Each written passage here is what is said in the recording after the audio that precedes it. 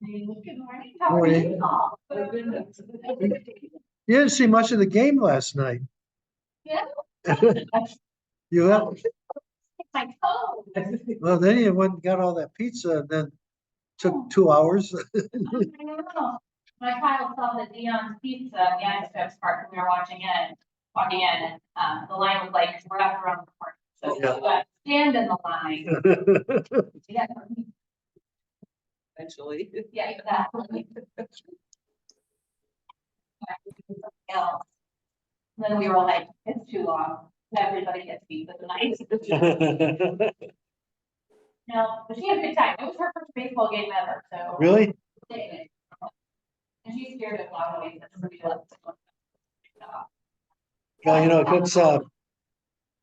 Yeah, the baseball's a little different here in Baltimore because of the high altitude. That's right. The curveball doesn't curve as well. And the ball goes a little bit longer around the outfield. Yeah. I was surprised I thought we'd get more of our people there. Yeah, I think you're listening to folks who said they come like to 50 seats. I'm not sure. Yeah. Maybe they saw the weather and were like, I don't want to chance it, because it ended up raining. Yeah. It's only like 10, 15 minutes. Well, that's good. So did you pay for the fireworks? No. No, because Cookie has the fire at 9 o'clock.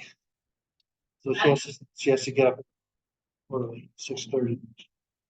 Thanks for early morning. Yeah. So, all right. Well, thanks for your team putting that together.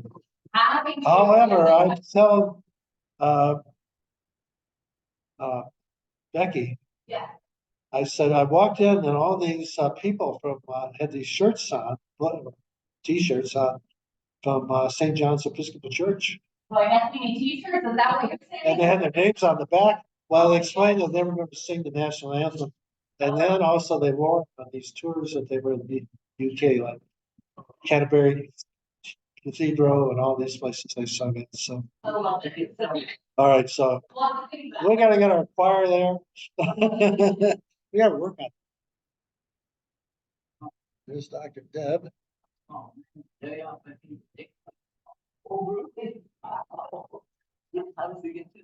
There she is. How many people actually signed up? 25. And everybody, it looked like not many people were there, but everybody was there, but, the maids. Oh, really? These are 3 for $5, but how much are these? I didn't know. What are those? Oh, the barn? Was there a price on it somewhere? I can't, I'll look and see. I didn't don't- see one. I saw it for the cards, but Yeah. What do you think? pardon, How much do you I think? didn't have any idea, but a couple of dollars. Yeah, we'll do that. I just write a check for, Okay. Yeah, just write a check for somebody. Let me mute myself. I'm in Sunday school. I'm gonna mute you, Deb. Muting. Okay. There you are. Now she's. Then you can talk away. No, she's not muted.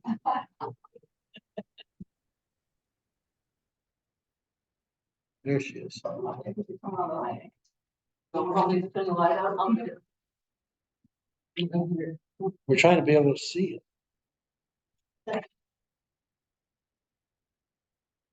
Wait a minute. I gotta talk to Carolyn. We gotta get this room fixed up. Did we open the blinds maybe? No. We'll never see her.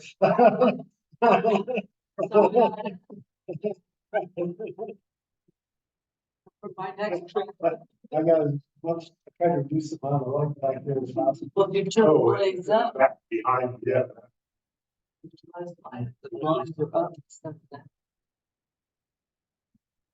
But someone worked that out the last couple weeks ago, that we should turn them down because it blocks more light. I'm just, Yeah, we'll figure both is both. well, my wife and I have had discussions about, she's a RC, and so, well, they definitely believe that state is a real person, a real activity. She said, I said, we're gonna find out today that doesn't exist. I said, wow, it does in our church. You know, and Jesus, you know, didn't take the spirit, bad spirits out of people and things like that. And she goes on and then exercise the exorcism, Exorcism. yeah, exorcism and everything else. So, well, I'll get us started. The happens out. What we're really dealing with is the concept of Satan as a fallen angel. Where's that come from? I think it's really is it in the Bible Yeah.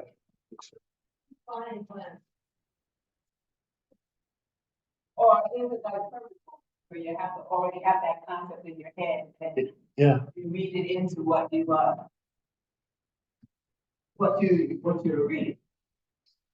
So I pulled together from the different articles, because it's funny, depending on which article you read, they use the same to argue, yes, Satan is a fallen angel, or no, Satan is an article, even, well, actually, there's three ways. You can believe that Satan is a fallen angel, or you can believe, like other scholars, that Satan is the fallen angel, or you can believe both, depending on which scripture you read. So I'm gonna start by reading, one author, how he got onto this topic. Oh, before I start, anybody wanna say anything about last week or any further thoughts? Just comment on your authors. Do they have specific religions? Yeah. I mean, were they geared towards persons? Yeah, depending on where they are on the theological spectrum, that determines where they fall. So this guy, he's evangelical, but not, what I call conservative evangelical. the shares. Because when I'm reading his, I know the audience that he's addressing is more conservative, people who are evangelical and more conservative than he. Just want to make sure you're up and running. Yeah. But then, like on this particular topic, it was like thinking of another, well, what do some Catholics say, but then it's progressive Catholic, and then conservative Catholic. So it always depends on where the person falls on the theological spectrum. But a number of these are basically, they're like trying to correct what they feel like are evangelical thoughts. And this guy, Baxter, he's one of them. But I think he's I looked him up. I think he's kind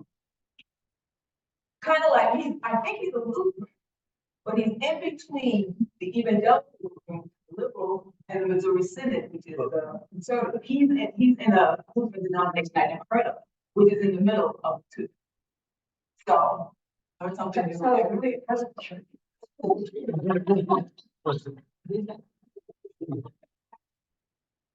So here's how he got onto this topic. He goes, if you have grown up in the church, or even if you have come to faith recently and are involved in Bible study, you no doubt have heard about the fall of Satan. That is, how Satan started off as an angel named Lucifer, who was in heaven among the other angels. He was beautiful and proud of his beauty, and at one point gathered other angels and staged a rebellion against God.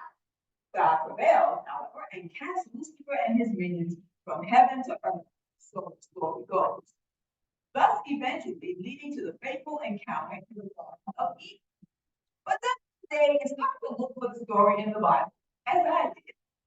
And it's not there.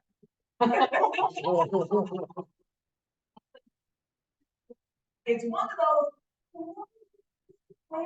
moments that ends with both the Bible and a scratching one's head with the. Now, the story is found in literature and art, of course, but art is regarding what is found in the Bible. So I thought that was an interesting way for him to start. because again, he's speaking to people, probably the majority of whom read the Bible literally. They, they don't see, even if they understand that some are allegories and some are histories, they read it literally. Sure. So that's the audience that he's addressing. But the concept of a fallen angel is not unique to Christianity. One of my articles said that the concept is also found in Islam. And that in the Quran, it describes how God ordered all the angels, and one angel in particular named Iblis, to bow before the newly created human, Adam, or Adam, humanity. All the angels bowed, but Iblis refused, claiming to be superior to Adam because he was made from fire, Iblis, whereas Adam, humanity, was made from clay. Consequently, God expelled him from heaven and condemned him to Jahannam, which we learned in our session on hell, is Islam's term for Hades, hell, what have you. Iblis thereafter became a kafir, an ungrateful disbeliever, whose sole mission is to lead humanity astray. So the concept of there being some entity, some force that is malevolent on some level is not unique to Christianity. So it's like, well, yeah, that's why we should all take world religion classes so we can see where the commonalities are, right? And see that, in a way, we're all not as different as we think. We're just expressing in different ways. Good morning. Oh, let me give you one of these.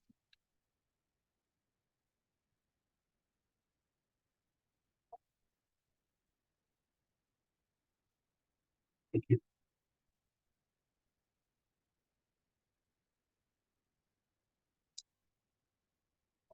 So once again, like in that article I shared with you last week, where the title is 11 Clear Proofs for Purgatory, right? And then it lists all of these scriptures, which is clear as mud to me, because none of them seem to be talking about purgatory from what I think. But listed how the church fathers, in their trying to understand exegete texts and things like that, came up with the concept. Well, the same is here.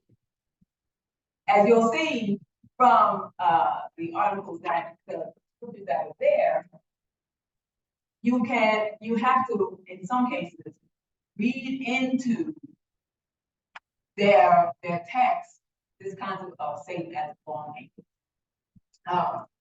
Let me go to my notes. So far, is what I'm saying making sense, John? Yeah. Oh, okay. I think we're gonna ask the questions. No, I'm sorry. No. Let's see. So this article, the church father, Origin, Alexandria, concluded in his treatise on the first principle, which is preserved in a Latin translation, that neither of these verses from Ezekiel 28, 12 to 15, which uses a description of a cherub in Eden, could literally refer to a human being. So here, Origin has already decided you can't be talking about a human being, the way Ezekiel is talking. And yet other scholars say, well, obviously you are talking about a human being because you're addressing the king of Tyre. Tyre ain't in heaven. Tyre is sitting on earth. So you're addressing a human being. So however flowery your language or whatever, you're talking about a human being. You're not talking about a fallen angel. So this is where the argument is. Because some people say, well, you can, like the third guy, you can say both, right? You can take it literally or you can take it, metaphorically, again, depending on your point of view. Origen is not the only one, but also Jerome, a translator of the Latin Vulgate, accepted Origen's theory of Satan as a fallen angel and wrote about it in his commentary on Isaiah. And so it's, as people began to deal with this concept, I begin to see that people are relying more on what the church fathers and how they exegeted the text to tell them, yeah, well, they think it's there, it must be there, right? So rather than going to the text itself. But one of the articles, I want to read it in full because I thought it was really, telling.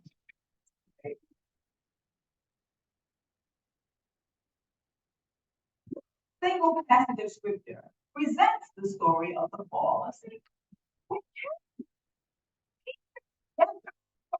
Fragments of information that fit together like building a puzzle. But you already gotta have the picture of the puzzle in your head.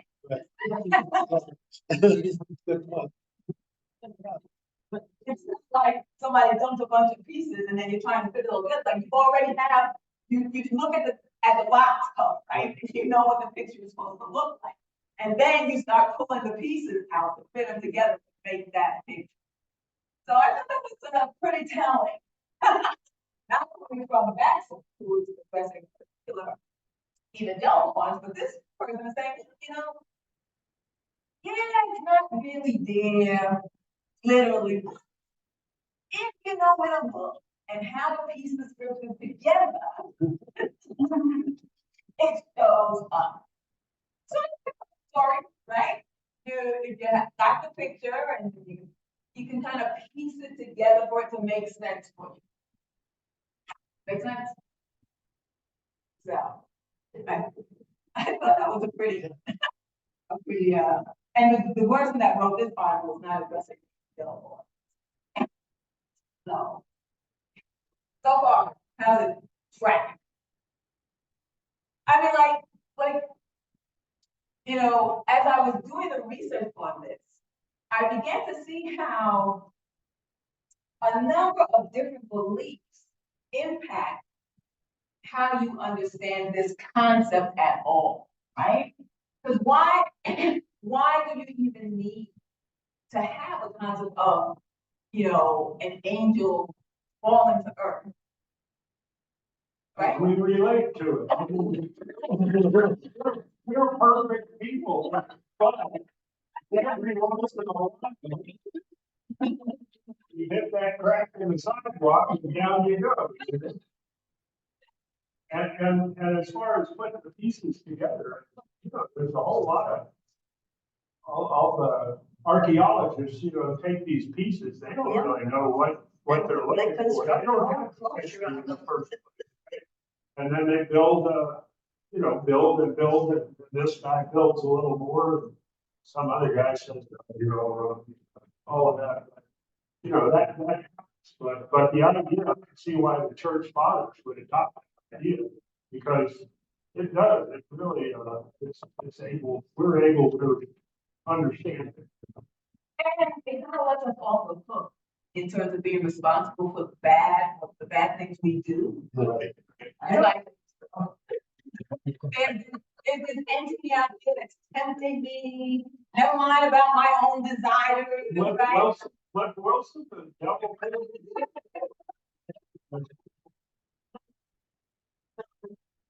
are you gonna scare your kids with?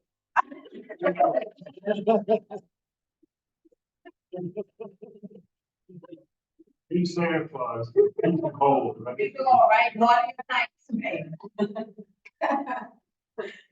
Oh, okay. So anyway, so let's get to the handout. Because one, in the Old Testament, for instance, the term Satan only shows up 3 times. Let's see, in Job, which we know is not, or which is now, right? Okay. And in Zechariah. And the term translated to Satan is not a name or a proper name, like, it is Ha-Satan, which is the Satan, which literally translated means the adversary. So nowhere in the term itself is there anything about the adversary being an angel. It's just an antagonist. And that's his understanding of adversary, because of the context of Job and Zechariah, he terms the term adversary as prosecutor. He sees that the role of adversary is the same as a prosecutor in a trial. And that it's not so much that there's evil intent here, but the role is to show up or to point out where there is error or the possibility of error. But in these two settings, nowhere does it say that the adversary is some kind of fallen angel. You have to read that into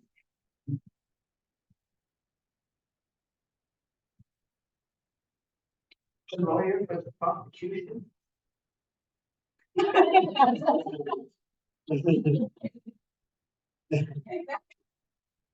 So even though seeing that role, that kind of role, you don't need some celestial being to defy God to now be cast out of heaven. To, you don't need that, you don't even need that picture of that kind of stuff. Because of all the adversary is force, a person, whatever, that is stirring the pot, so to speak. The concept of being a fallen angel doesn't even come into it. And once again, the idea already has to be formed in your head. So, I want to move to the two Old Testament ones that are on your text, but then I'll move back to the New Testament. So, the Isaiah 14, 12, 15, the term Lucifer comes because of the Latin translation of the phrase that we have in English, star of the morning. So again, even the name is not a name, it's a term, right? So Isaiah 14, 12, 15, how you have fallen from heaven, O star of the morning, son of the dawn. You have been cut down to earth. You have weakened the nation. But you said in your heart, I will ascend to heaven. I will raise my throne above the stars of God, and I will sit on the mount of assembly in the recesses of the north. I will ascend above the heights of the clouds. I will make myself like the Most High. Nevertheless, you will be thrust down to Sheol, the recesses of the pit.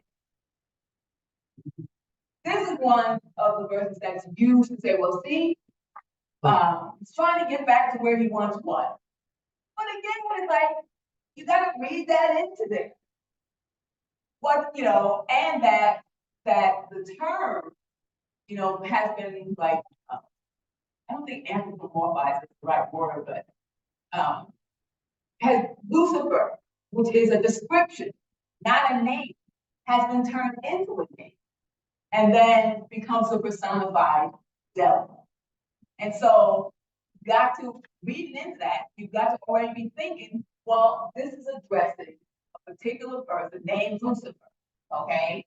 Now, it's not, if you didn't have the Latin translation, you wouldn't have the word.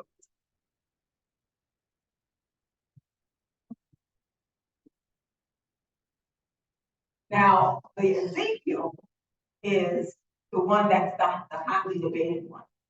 Because of that first line, right? Mortal, right? Mortal. Anybody unclear about what the word mortal means or connotates? Mortal. Raise a lamentation over the king of Tyre and say to him, thus says the Lord God, you were the city of perfection, full of wisdom and perfect in beauty. You were in Eden, the garden of God. Every precious stone was your covering. Carnelian, chrysolite, and moonstone, beryl, onyx, and jasper. On and on as the description of what this king of Tyre once was. So in other words, when you came on the scene, King of Tyre, you were really the creme de la creme, right? You were it, you were the best. You were related to everything good, and now you're his friend. So the arguments are like, Origin, Ray reads this and said, there's no way that this would be described in a human being. Why? Why can't this be described in a human being? I mean, we can use terms for people, you know, oh, you little angel. Does that mean we believe they're literally an angel? So just because the term like cherubim used doesn't mean that, oh, literally he must have been out of the heaven. And remember, keep in mind those pictures, those cosmology pictures of how they thought the world was, up at the top of the throne and down in the pit of Sheol, and then there's the earth. You know, like all the things in their mind when they're trying to figure this out. Now, if they had our understanding of the cosmos, Yeah. you know, Think of- where everything that the angel is falling from, Yes. right? It's like, no, there's no place, there's no place to fall from, so obviously then you can't be falling. UFO.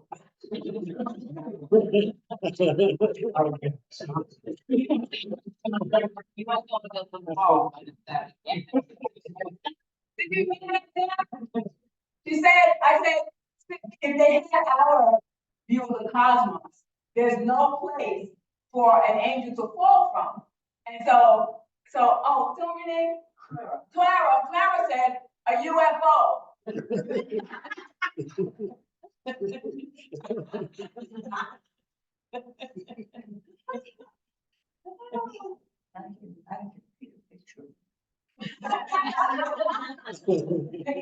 Extraterrestrial, right? Oh, alrighty. So, yeah. However, in Luke 10:17 to 18, right? The 17th returned with joy, saying, Lord, even the demons are subject to us in your name. And he said to them, I was watching, whereas other translations say, I saw Satan fall from heaven like lightning. Now, you would think that that's the nail in the coffin, right? There it is. It's saying Satan fell from heaven like lightning. But when you take in the larger context of that chapter, it is about Jesus commissioning the 70 to go out, and they come back and they say, wow, we got the power. Demons, you know, when we preach your name. And so I'm thinking, of all the times I've heard these scriptures preached on, I never once can remember anybody in their sermon or even Bible study lifting up this particular verse about Jesus talking about seeing Satan fall from heaven. Like, okay. So I started, well, let me see what this is. And skip right over, right? Like it don't exist.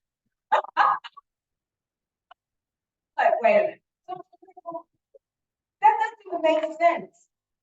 If the story, if the whole group of scriptures is about people going out, commissioned by Jesus, and coming back and reporting, we're doing it. We got the power.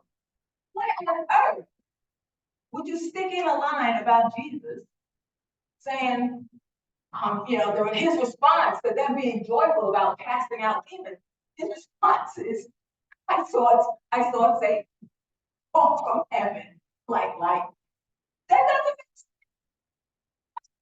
sense. I found the liberal New Interpreted Bible. Oh. And I will read you what they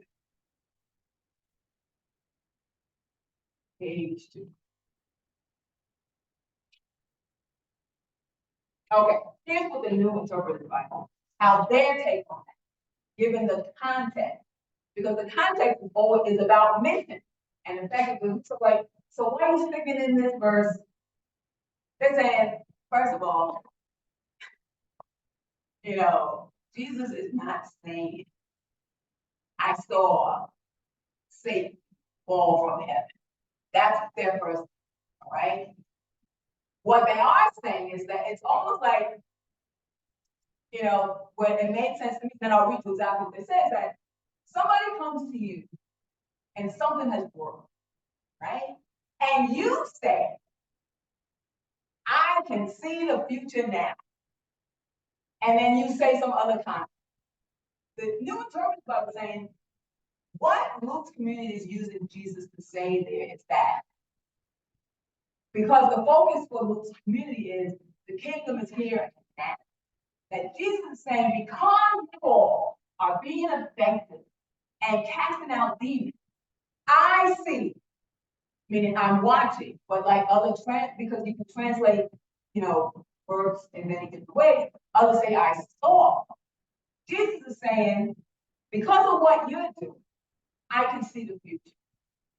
Because of what you're doing, I already see how powers and principalities are being knocked down and destroyed. In other words, they're saying this is a prophetic utterance. Luke is using these words out of Jesus' mouth in response to the efficacy of disciples casting out demons in his name. You are continually bringing the kingdom here on earth, and there will be a day where there's no evil anymore. And so that's what the New Interpreted Bible is saying. Jesus is being used to say this. Not that I saw, heaven, Satan cast out, literally cast out. That's what they're saying. And so I'll read you there in that. Jesus' oral is couched in the language of a vision. I saw. Whether we are to read this as a report of an actual vision, or whether it should be understood as simply a metaphorical description of the significance of the apostles' work, it can be debated. So even they're saying, you all still want to lean the other way. It could be debated, but the point is, it's a vision that Jesus has about the future, not something past, and possibly not even something present, right? In a way, it sets their work in the context of the expectations that the end time would be marked by a conflict between God and Satan, in which Satan would be defeated. For Satan to be cast out of heaven, his power broken. Here, the sign of Satan's defeat is the disciples' obedience and success. Their power to liberate others from demons is a sign that the end time is being realized. The work of the disciples, therefore, has even greater significance than they may have grasped. It signals the coming of God's sovereign reign on earth. So even this literal, well, there it is, right? That's Satan. Jesus even saw Satan fall from heaven like lightning. No. That's not the context of what's happening. So once again, you have to bring an understanding to see it the other way. Because even in Bagman, who, going back to the book, who, he's talking to his evangelical audience, he says, well, even if you take that literally, so when did Jesus see this happen? At the beginning of time? Huh? When? When did he see this happen? All right. The other instance where things get conflated is when Satan is talked about in John's book of Revelation, which are a series of visions. And he's talking about not the past, but the time to come. But what happens is, because of certain phrases that John picks up, people then project that back onto Old Testament texts. In particular, where he talks about uh, the war in heaven, and that this is what's raging. And it compares them to like the serpent of old, which is in Genesis 3. So when people take that and say, well, then this must be the fallen angel. But like, well, wait a minute, how can that be? God is seeing visions in the future. He's not seeing visions about something that happened in the past. So how then can you take a concept that's being visualized and talked about a future that has not happened, and somehow decide that that is describing an event that took place before the beginning of the world, before the beginning of creation, and then you're gonna inject that into Genesis 3, which is not one of the Old Testament texts that uses the term Satan.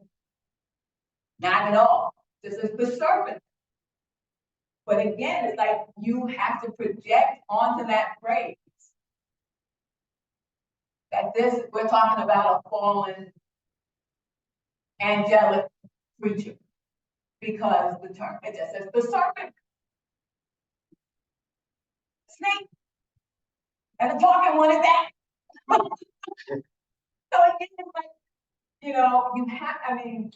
you have to either be reading the Bible literally, believing in talking snakes, right? You have to be believing in talking snakes. But even if you believe in talking snakes, then he's a talking snake. He's not a fallen angel.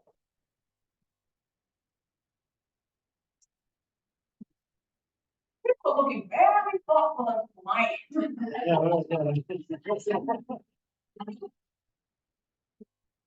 We're a bunch of Presbyterians. We read the Bible and we think whatever we want to.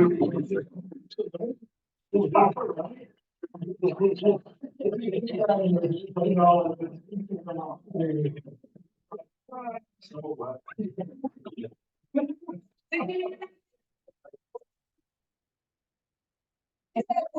I said, after I'm saying all this, I said, you're very quiet and looking very thoughtful. And Boo said, well, we're Presbyterians, and we read the Bible and we think whatever we want.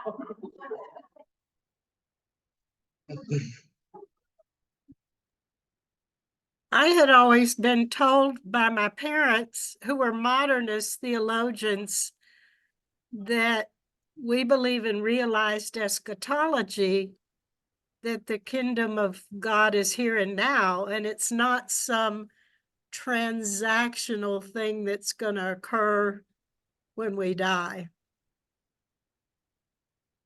Yep. And so, it's like the birth of Jesus, the life of Jesus, the ministry of Jesus, it all happened now. So you're not supposed to then be following that example because you're hoping to get some pie in the sky when you die. Yeah, that's the transaction. If I, eat my vegetables, I'll get a cookie. But I go back to James Fowler's metaphor that we evolve in our faith like we do cognitively. You can't cognitively talk about space and time, maps and charts with a 3-year-old, because these are abstract terms. But as we evolve or grow cognitively, we then begin to understand these concepts. And that's true of our faith. And that's what James Fowler, I love his, he has 5 stages of faith, where the last stage is where you will die for Christ. That's a Martin Luther King stage 5. Most evangelical denominations seem to be in stage 2, where they believe in talking snakes. And I remember telling someone, okay, you had Adam and Eve, okay, literally, and they had Cain and Abel, and then Cain slew Abel. So then you had Cain, and then they had Seth. Okay, so you've got mom and dad and Cain and Seth. How do you get more people?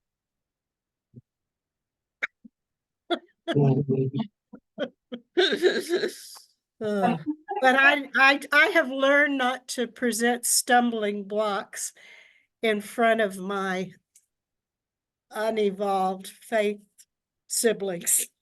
I've had to learn to keep my mouth shut, but it's hard. Well, but I mean, going back to Fowler's understanding of how our faith, we grow in our faith, the same way our bodies grow, as we get older and mature. And the point is that people are where they are because of where they came from. And so you can't push them faster than where they are in that particular stage of their faith. You just, it's serving them.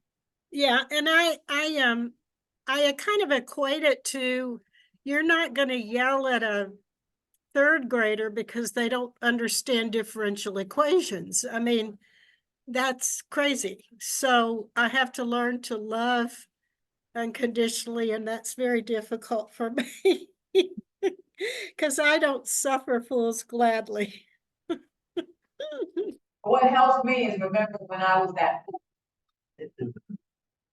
You know, I think about how, you know, I look back and think, how on earth did I ever accept the concept of substitutionary atonement?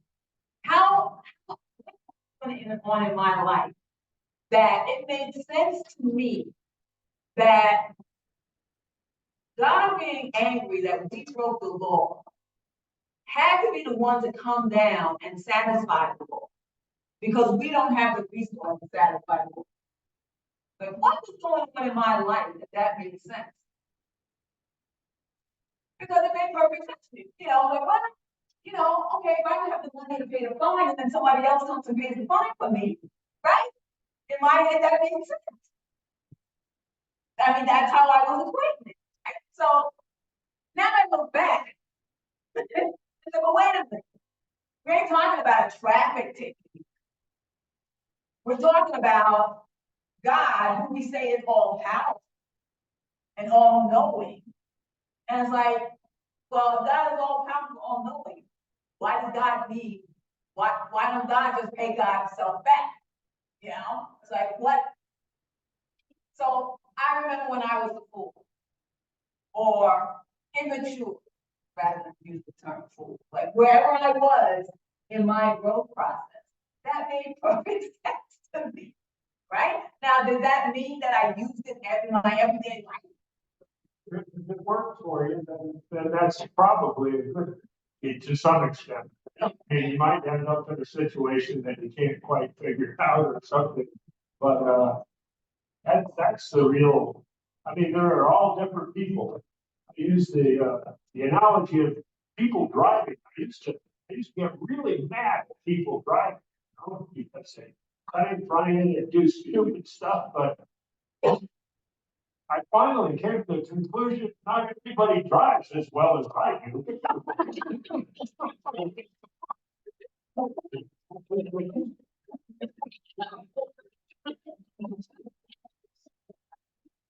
You got a little bit of a slack, you know. Noticing them.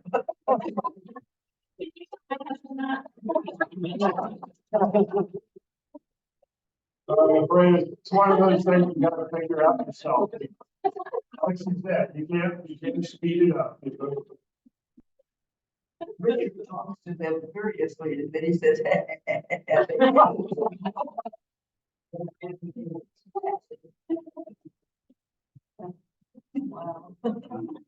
You know where we're hanging. And it's all about point of view. Everything in that sense is relevant.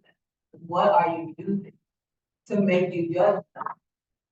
And basically, it's your own experience.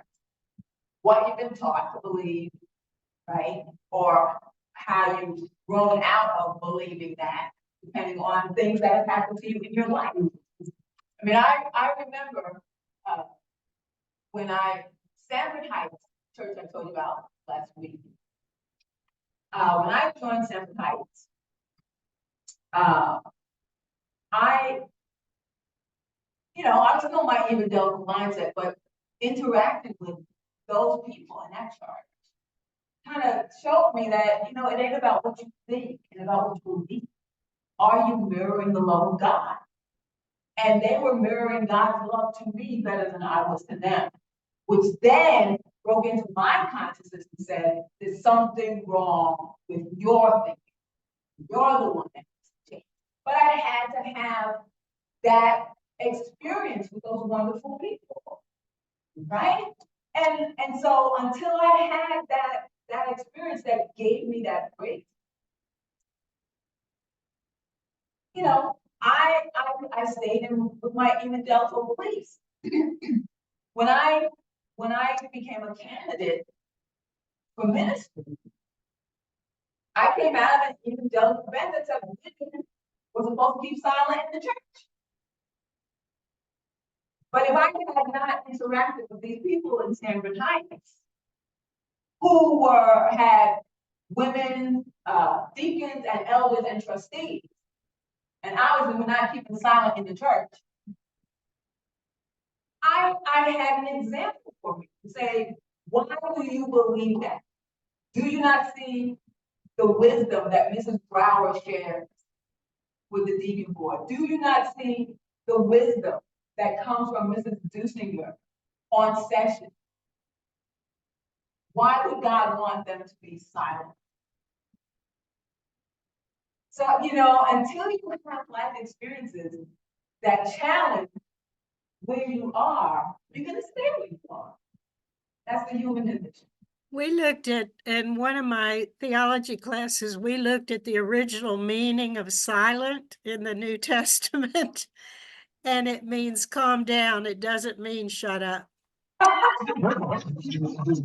It just says these women were so excited that they were finally going to get an education, and they were allowed to be part of this experience, that they were all excited and talking in church, and they're like, no, just calm down, don't shut up, but just calm down. That's literally what the Greek word meant in that verse. So Just calm down, calm down, calm down, calm down. Yeah, it's good to be excited, but calm down, calm down. Well, the one that in my evangelical days, as I was growing out of women being silent in church, was where I can't remember which version it is, but it says, Paul is saying, if a woman wants to know something, go and ask her husband. And so I figured, well, that leaves me out because I'm single. So I have no husband to ask, so I need to find out that information on my own. That's talking to married women. So I think I'll stay single for a while.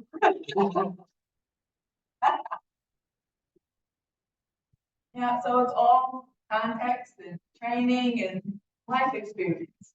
And the hope is, that as we have more life experience, we mature and grow, and then can grow in compassion, right? I mean, I keep seeing on social media about this governor from South Dakota about killing a puppy. And I'm like, what? What? And it's just getting kind of blown out. So what are you talking about? She bragging about killing a puppy. And it's like, the way she tries to extricate herself out of the situation, she's giving more detail and tries to make it more palatable. And it's like, you can't make killing a puppy palatable. I don't, unless you told me that puppy was rabid and foaming at the mouth. You don't get well with a puppy. But as and it's going on, and I guess, and so I'm thinking, but why would you even think to brag about doing something like that? What is your life situation that you think that that's something good to say or share or think that was such a well? It's one of those things I'm gonna scratch my head. It's a strange policy, it's kind of exciting. But then on social media, Yeah, I'm gonna score you a lot. Of points. with me anyway. And I'm Well, on social media, I think this week I saw this thing, this minister of West Virginia. Hamlet's posted a snake and he died.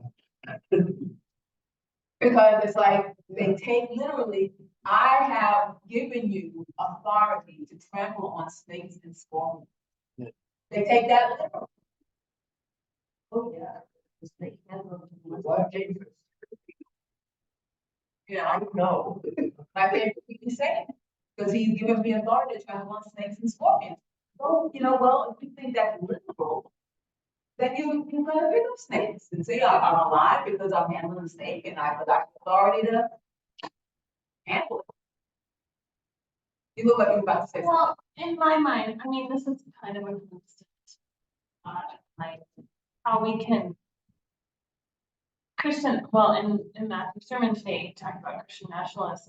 They're so outspoken and almost have taken over the name of Christianity, and here we are with our beliefs about these kind of things and how we can be more outspoken and try to interact more. I mean, it's always a question, right? But it's just so frustrating in today's world. How can we have the conversation more with people without attack, without two sides attack each other?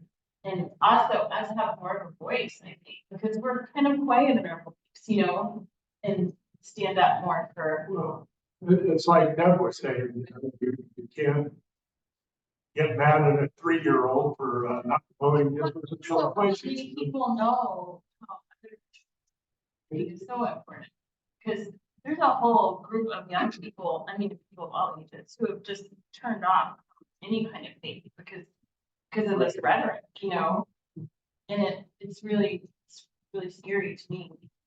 Well, it is frustrating. It seems to me the evangelical thing is growing in leaps and bounds, or just appears to me. I No, think that's an it is. appearance and not reality. They have the big churches, certainly. They get these 5,000 person churches and so on. And so Social media. Right. And they are.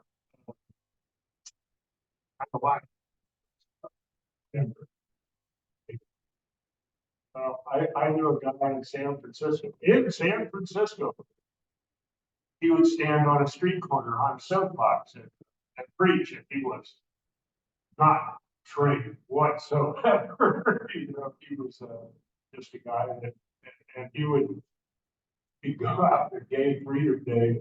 He took a tarp that was part of our department, wrote on it, I think it was Paul who wrote something about down leg with down or something like that. He put that quote on it, hung it over the side of his truck and preached to all of these homosexual deviants. I don't think he changed a lot of money, but he did stuff like that.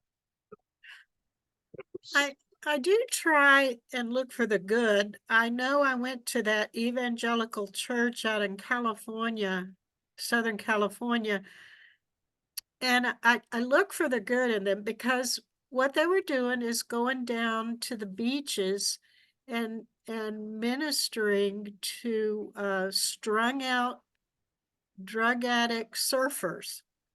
And I'm like, well, I don't know that you'd catch a Presbyterian going down and witnessing to drugged out surfers. So, maybe, I'm always trying to look for the good. And sometimes it's really, really hard when they misunderstand. So, but that's what I try and do.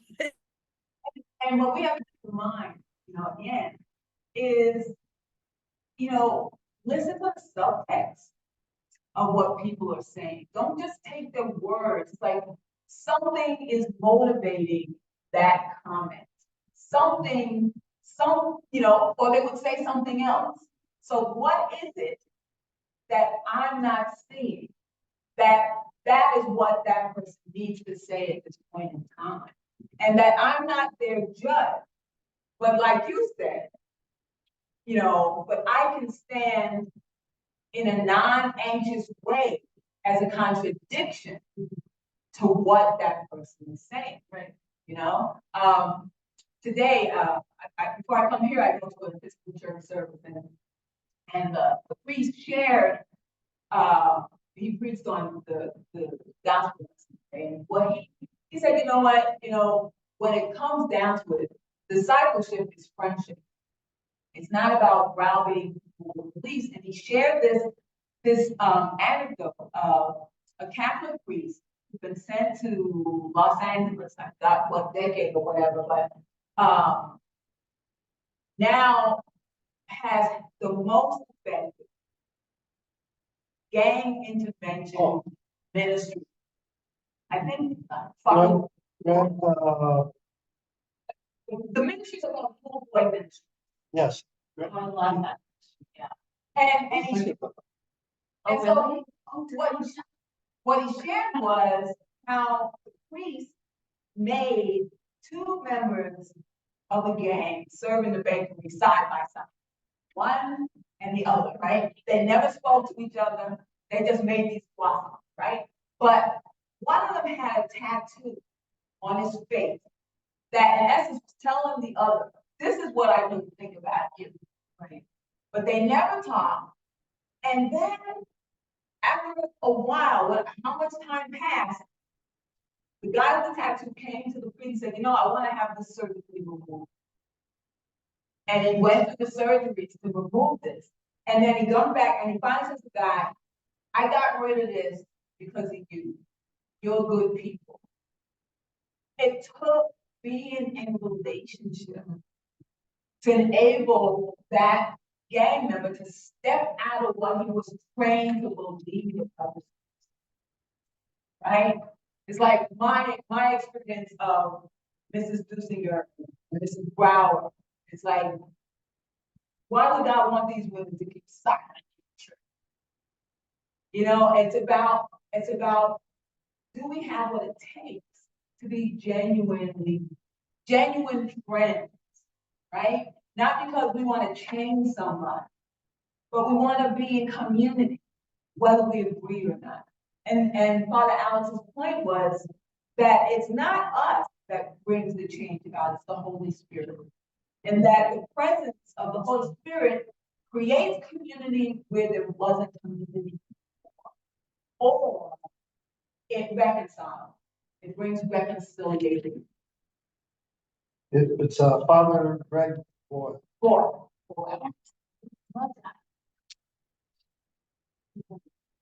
so So what about demons? I mean, my wife and I had this discussion because I said she's a Roman Catholic, well, and I go, well, so they believe in Satan.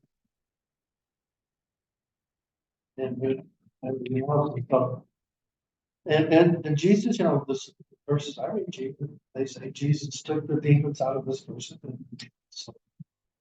So what are demons? well, it depends. Are you reading the Bible literally? And which book, which community are you reading? I mean, today we know how to solve those problems, right? Like using medicine, like other things. So then we don't talk about, your doctors talk about, I'm gonna give you the shot to take the demons out. No, like again, like for instance, what is allegory and what is Right, yeah. For instance, like years ago, Bertrand Russell, I'm Not a Christian, and he brings up the bit about the demons being cast into pigs and thrown over the side. It's like, why protect those innocent pigs, right? Who were given to me?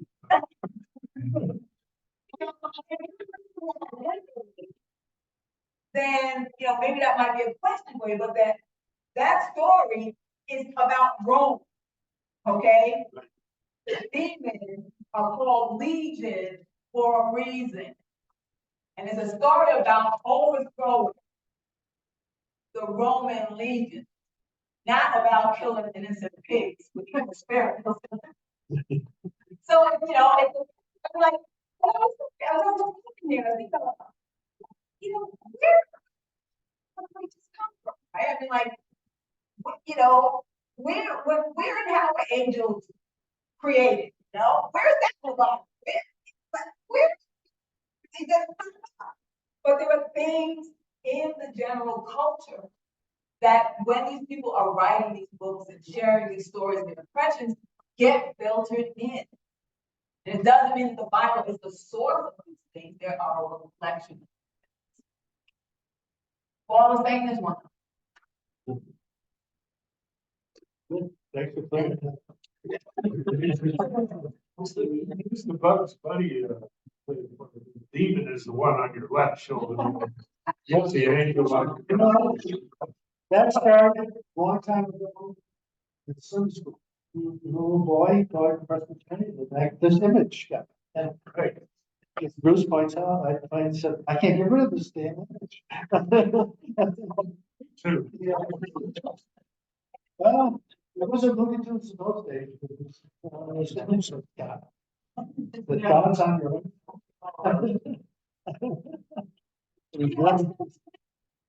We, Melissa. The master list. Right? We go to sayings that people say are in the Bible, but aren't. You know, and one of the books that I'm using, we have a little quiz about phrases, and so I'm gonna give us the quiz. Oh, okay. And then go into some of the, you know, because some are absolutely not in the Bible, but like that guy said, no single passage of scripture presents the story, but you can pick and choose and put the puzzle together. So that's that, you know, so we'll be dealing with saying people think are in the Bible, but aren't. I mean, I wish Stephen were here so he could give us a list of Shakespeare books that are attributed to the Bible. Well, I had to went to the ball game. Well, you know, I was laughing when I wrote to you, John, about, I said, what? Purgatory packed for me. Yeah, right.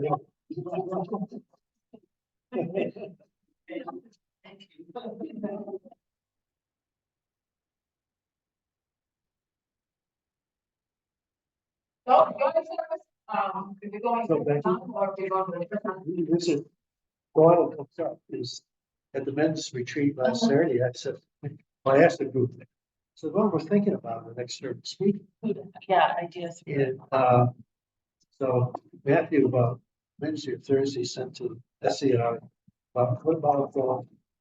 I went to a lecture about him and I read one of his books. He's amazing. Yeah. I'm listening to, some stuff on YouTube. Yeah. So he's still doing, is he still doing speeches? Wow, this one was recorded. Okay. And all of them. That would be great. And then we can, I mean, we could even hit up Mission for, because I'm sure much of what he makes goes to his organization, Yeah. right? Probably. Yeah, no, I'm all for that. That's my goal. Okay, well, we're gonna talk about that next He's month. great. Yeah, He just. it's interesting to hear him talk. Well, you're gonna do, Pentecost, right? Oh, I'll be preaching, yeah. Yeah.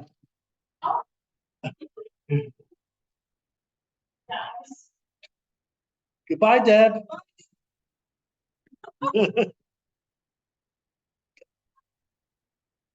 Yeah, yeah. I don't know if my wife's gonna believe anything I said. Well, you know,